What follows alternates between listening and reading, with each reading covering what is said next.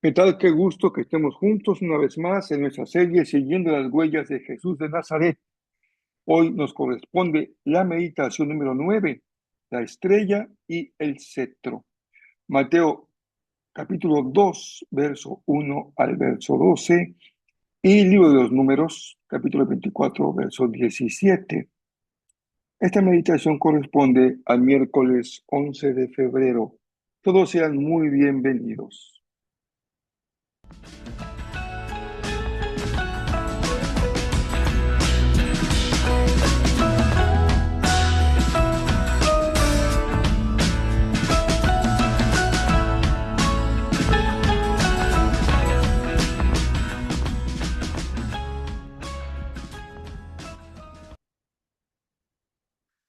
Hemos ya avanzado un poquito en nuestro estudio de esta serie, repasando los primeros textos bíblicos sobre Jesús, sobre su encarnación.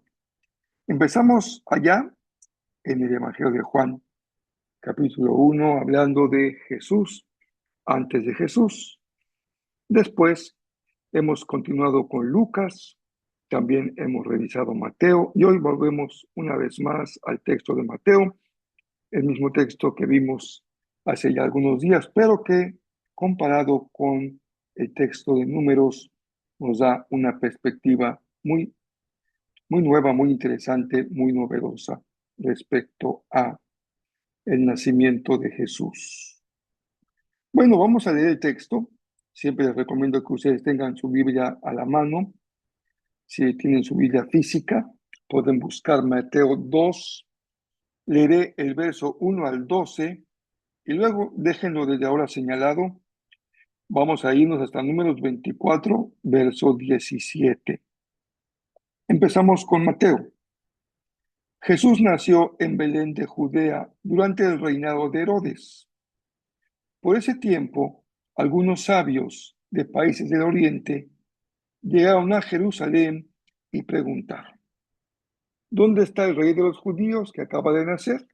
Vimos su estrella mientras salía y hemos venido a adorarlo. Cuando el rey Herodes oyó eso, se perturbó profundamente, igual que todos en Jerusalén. Mandó llamar a los principales sacerdotes y maestros de la ley y les preguntó: ¿Dónde se supone que nacerá el Mesías? En Belén de Judea, le dijeron, porque eso es lo que escribió el profeta. Y tú, Belén, en la tierra de Judá, no eres la menor entre las ciudades reinantes de Judá, porque de ti saldrá un gobernante que será el pastor de mi pueblo Israel. Luego, Herodes convocó a los sabios a una reunión privada y por medio de ellos se enteró del momento en el que había aparecido la estrella por primera vez. Entonces les dijo: vayan a Belén y busquen al niño con esmero. Cuando lo encuentren, vuelvan y díganme dónde está para que yo también vaya y lo adore. Después de esa reunión, los sabios siguieron su camino y la estrella que habían visto en el oriente los guió hasta Belén. Iba delante de ellos y se detuvo sobre el lugar donde estaba el niño. Cuando vieron la estrella, se llenaron de alegría. Entraron en la casa y vieron al niño con su madre María y se inclinaron y lo adoraron. Luego abrieron sus cofres de tesoro y le dieron regalos de oro, incienso y mirra. Cuando llegó el momento de irse, volvieron a su tierra por otro camino, ya que Dios les advirtió en sueño que no regresaran a Herodes. El término que usa el Evangelio en Mateo es contundente. Los sabios venidos de Oriente no estaban buscando a un líder de carácter espiritual, sino a un gobernante legítimo. La reacción de Herodes confirma este sentido de la búsqueda de los sabios. Mateo utiliza un verbo que significa que Herodes se turbó profundamente. Es el mismo verbo que se usa para describir el oleaje agitado de una tormenta. Digamos que es una conmoción interior. Y Jerusalén entera, dice el Evangelio, se estremeció con él. El nacimiento de este niño no traería una paz de orden superficial, como un acuerdo entre adversarios. En realidad, vendría a alterar profundamente el orden establecido. Herodes, como hemos leído, convocó a los principales sacerdotes y escribas para indagar dónde debía nacer el Mesías. La respuesta fue unánime. Según la profecía, Belén de Judá. Al citar a Miqueas, el profeta, Mateo subraya un rasgo clave. De Belén saldrá un gobernante que será un pastor de Israel. Disculpen. Se trata de alguien que tiene la figura de un pastor, de un guía, de un cuidador.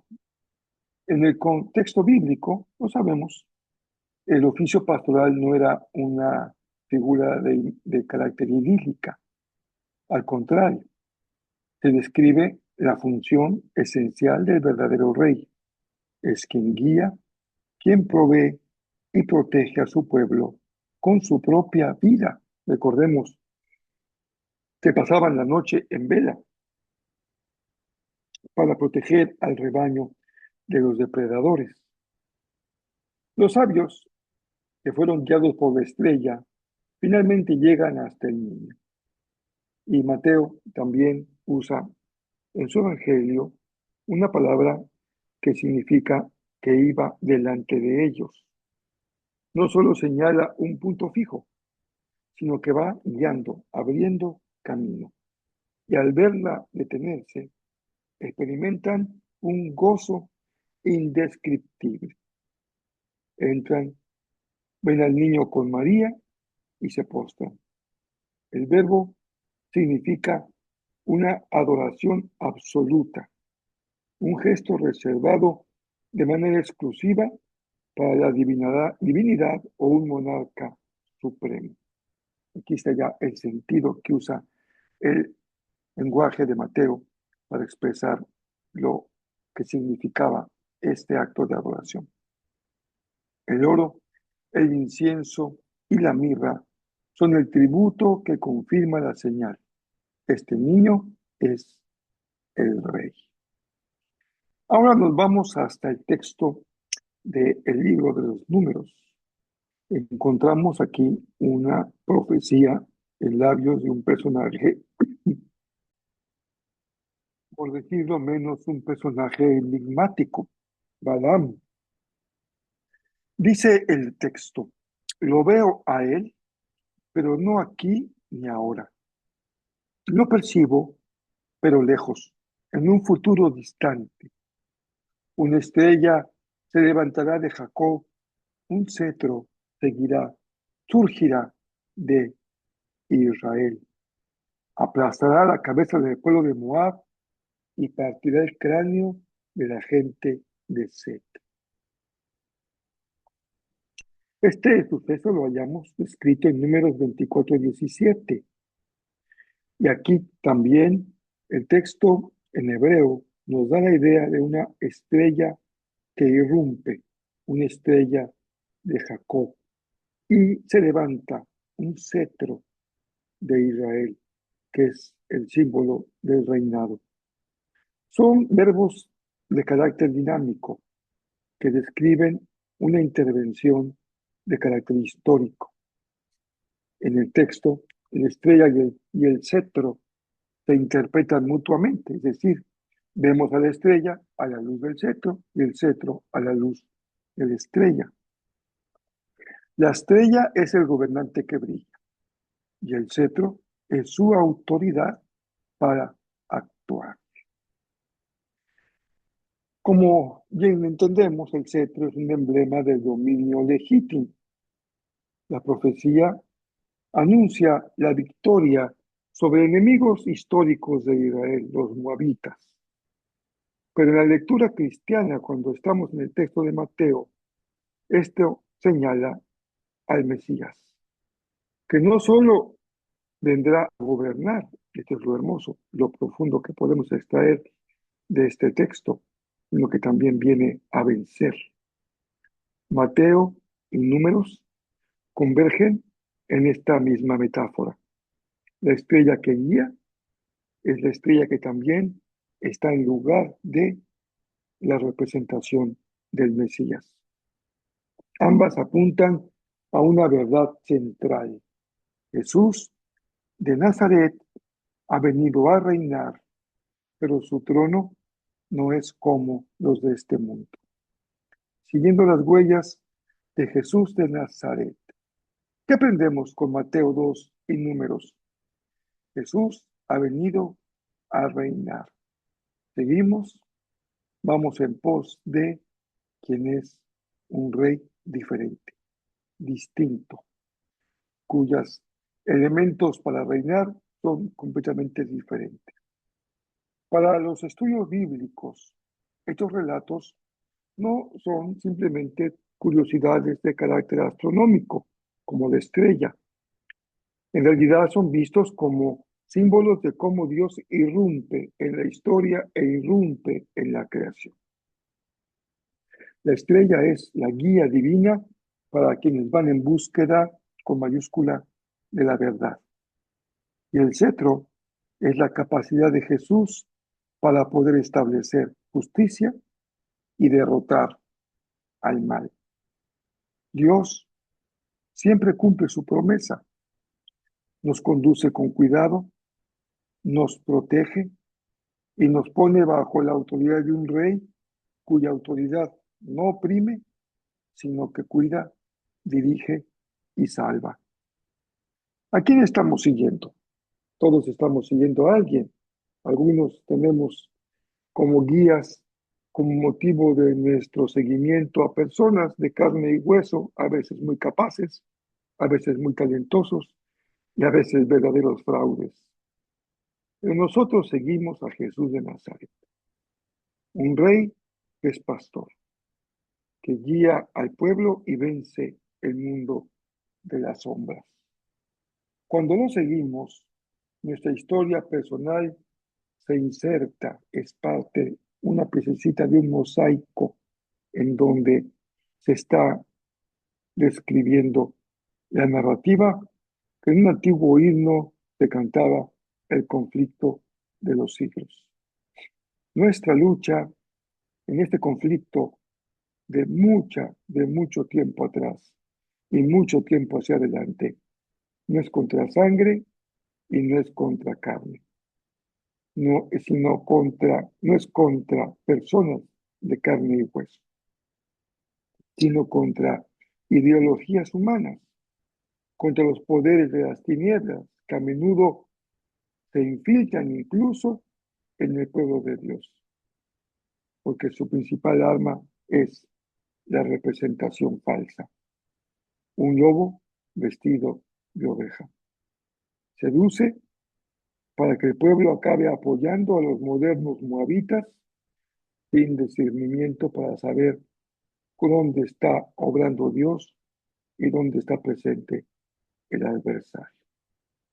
Por eso seguirá Jesús, como siempre, desde que Él vino a esta tierra, exige de sus discípulos que tengamos discernimiento. El adversario no siempre se presenta de forma grotesca o temible. Se disfraza de ángel de luz. Seduce con las armas del poder, del dinero o de incluso una piedad aparente. Las armas de nuestro rey, en contraste, no son fusiles ni son misiles. Él vence dando vida, no quitándola. Derrota la oscuridad con la verdad, con la luz y con el amor fiel del Señor en nuestra vida. ¿Cómo este pastor que guía lo hace hoy? ¿Cómo somos dirigidos hoy por Jesús? Con su voz. que aprendemos a reconocer en la oración, con su Espíritu, que nos conduce a la verdad, con la palabra eterna, que es la Escritura, que permanece a lo largo de los siglos como nuestra norma y luz innegociable. Es la palabra de Dios. Seguimos a la estrella que es Jesús. Seguimos al cetro que es su reinado. Seguimos sin duda a Jesús de Nazaret. Permítanme compartirles una frase memorable. Esta frase es de Agustín de Hipona. Es su sermón número 201. Fue predicado en una temporada de Adviento y dice lo siguiente. Ellos, se refiere a los sabios, vinieron guiados por la estrella. Nosotros vengamos guiados por la Escritura. Como cada día, dejamos algunas preguntas para reflexionar y algunos desafíos también para actuar.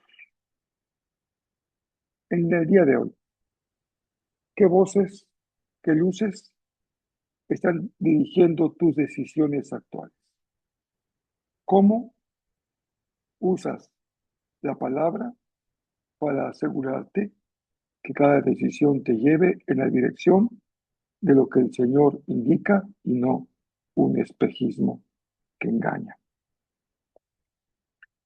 Segunda pregunta, segunda reflexión, una acción. ¿En qué áreas de tu vida estás realmente siguiendo a Jesús como un pastor que consuela? ¿O estás aún resistiéndote a su autoridad para que Él sea quien realmente gobierne tus prioridades y entre ellas que Él gobierne tus finanzas? Una tercera pregunta. En este espacio de la guerra espiritual, del combate espiritual, de la lucha espiritual, cuando estás enfrentando conflictos, ¿sabes cómo distinguir las situaciones humanas cotidianas que todos enfrentamos de una verdadera batalla espiritual? Estás peleando estas batallas espirituales con armas de Cristo, la verdad y el amor, o estás usando las armas del mundo, el engaño, la mentira, la manipulación, en fin, las armas que conocemos que se usan en el mundo de hoy. Esta es nuestra meditación de hoy. Yo soy Rafael Pola y estamos en la serie siguiendo las pisadas, siguiendo las huellas de Jesús de Nazaret. Si el Señor lo permite, continuaremos el día de mañana. Que el Señor les dé un día muy bendecido.